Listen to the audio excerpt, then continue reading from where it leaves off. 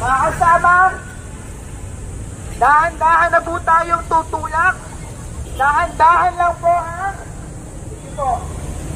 Asa na po tayo? Yan, ang ating panawagan ngayong araw ay pay up! Pay up! Pay up your climate up! Pay up climate finance. So ay ganun po ang panawagan natin, ha? Hugot ang ating ligas na yaman at ang ating lakas paggawa.